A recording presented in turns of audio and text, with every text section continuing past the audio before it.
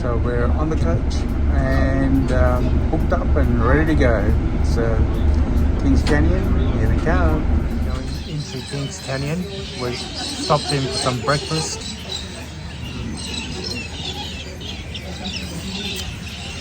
Good old bacon and eggs. We've arrived at Kings Station for some breakfast prior to going into the canyon. It was quite good. And they export camels from here. The Australian government don't want the camels, and the station catches them and exports them. I think they charge the Saudi Arabians about $1,000 a camel, which is fantastic. Oh, there's a friendly donkey up here that loves people, so I'm just going to check him out, see if he smiles for me. Is he? He doesn't bite or anything, does he? No, he's pretty quiet. Hello. Well, the donkey didn't want to talk to me, which is probably a good thing, because we could probably relate. Makes sense. Gonna have a look at a few camels, some camels up here too, so let's go check that out. Well, I'm going to talk to the camel. Now this should be easy, because no, I won't go there because I'll probably end up in trouble. But yeah, camel's looking at me. She likes me. Wow. Hello, how are you? They have camel beauty contest in Saudi Arabia, and a couple of Aussies exported some camels over there, and they were done for cheating because they put some Botox on their lips and put some flashy the extended eyebrows, and those camels won. But they found out that they were cheating, so had to give the money back. Now, whether that's a true story or not, it's up to you to work out. This is Kings Creek Station. Oh, it's fascinating. It's something totally unique and different. Never experienced anything like this. Really? Oh god. He was enjoying that? Yeah, loving it. Yeah. I can probably eat. We're at Kings Canyon now. I'm doing the lower walk. It's not as hard, but yeah, I didn't want to take the chance of going up top. Probably wouldn't make it.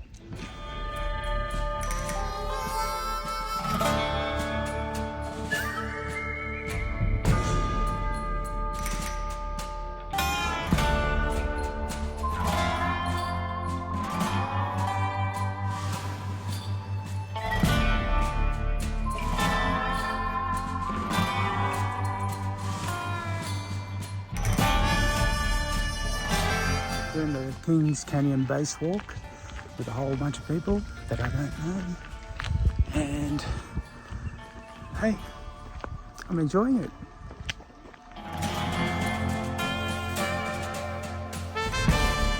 Up to the top of the rim, you can see how it is fairly steep up there as well. So it goes up 200 little flat section, 200 little flat section, and up around the top. So it actually skirts around to the side there, making its way up onto the ridge line. So we can see that most of our people are almost up at the 200 step mark. But I've stopped you here because of this man here, Jack Cottrell.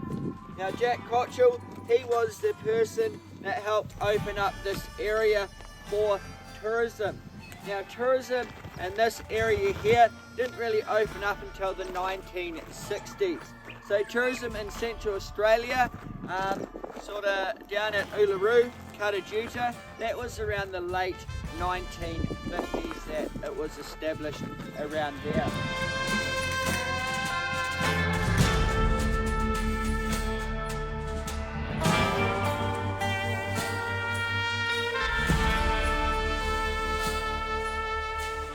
At the end of the tour, struggling along.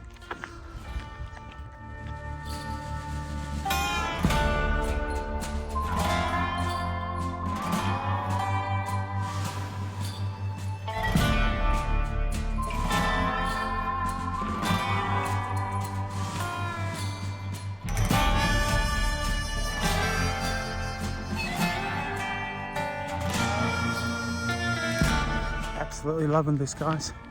It's so tranquil. It's not a car sound in sight. Oh, in sight. There's no cars around.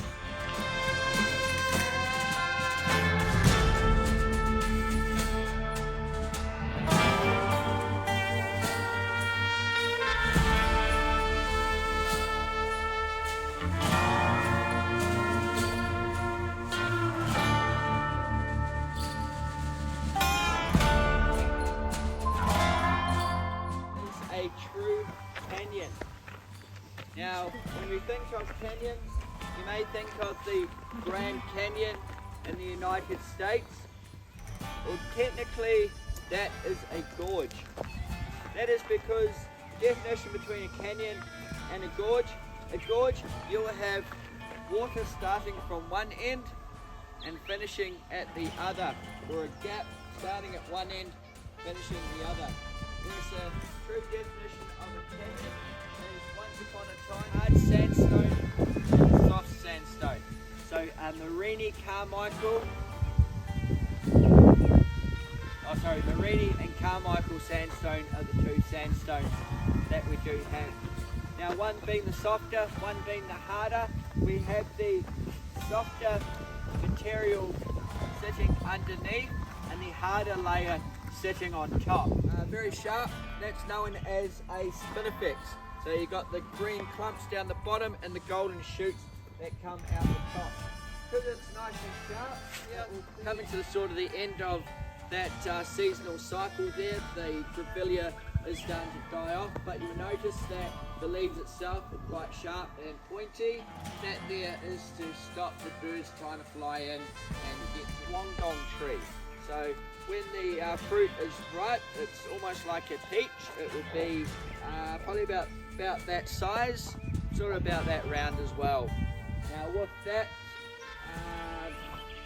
people would eat that one there, but also it had a symbiotic relationship with the emus that we had out in the area as well. So the emus would eat the fruit, pass the seed through the other end, and there it would be fertilized, and then a new tree would start to grow. The seeds are sort of quite big as well. Indigenous will utilize those seeds these days as jewelry.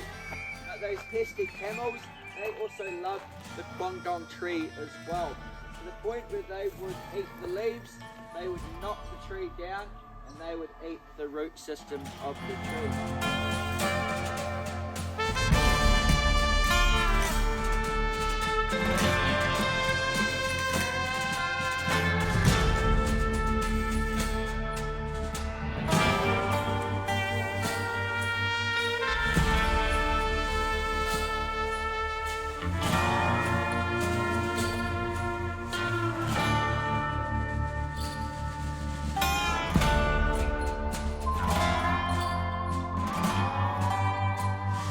Seats along the way, so I thought I'll have a bit of a rest.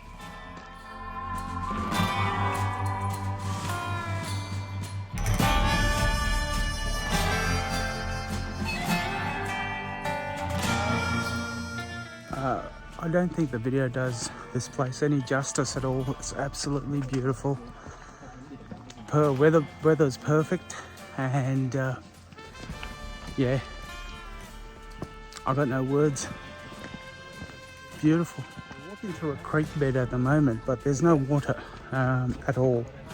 It's all dried up, but yeah, looks fascinating.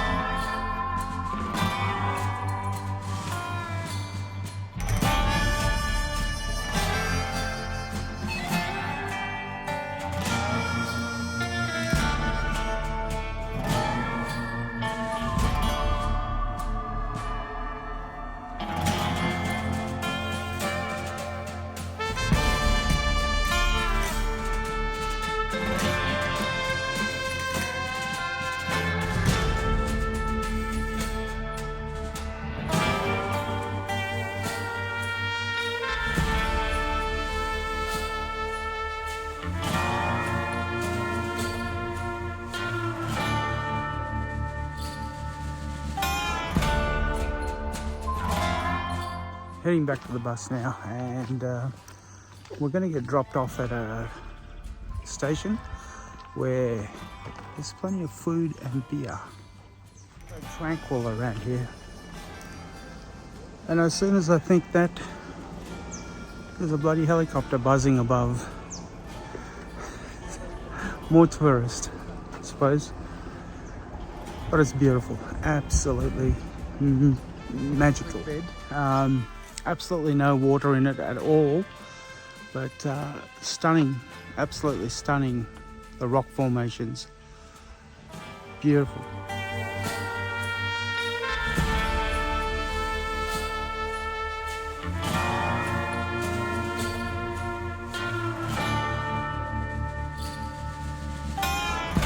At Kings Canyon Resort, I'm gonna get some refreshments, maybe a bite to eat, and do a couple of little tracks around here.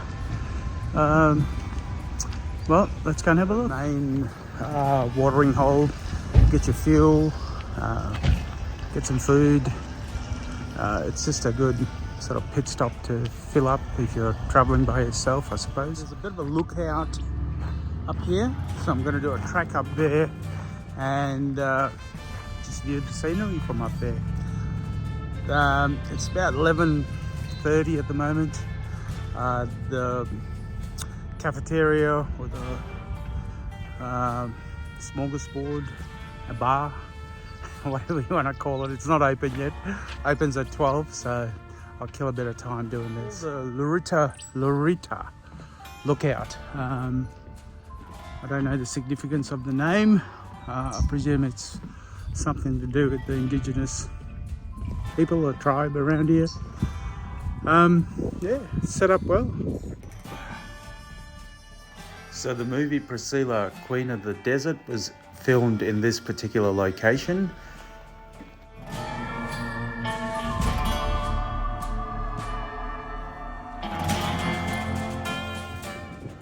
And the Qantas ad with all the kids singing I Still Call Australia Home was filmed on that little peak up there.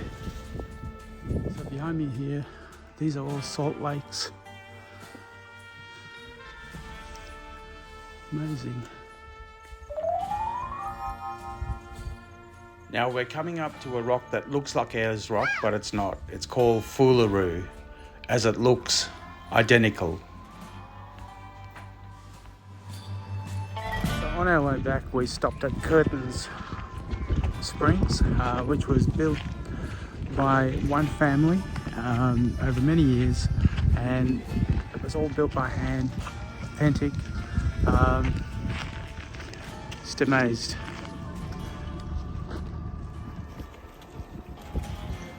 I purchased a Magnum ice cream which cost me $10 Australian. Mostly it's a caravan stop. If you're camping around Australia, they just give you free camping spots as long as you buy something from their shop, which is a fair deal, I think. But what a great little, spot in the middle of the desert. So in typical Australian fashion, the toilets are named Sheila's and Blake's. How more Australian can you get?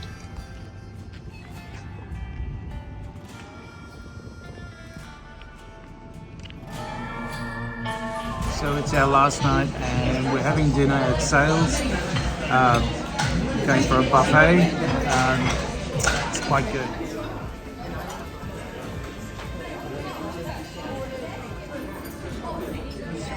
Stone and wood, you can't go past it. Halleya in the Aboriginal language out here means many things. Hello, goodbye, how you going? So it's something we learned.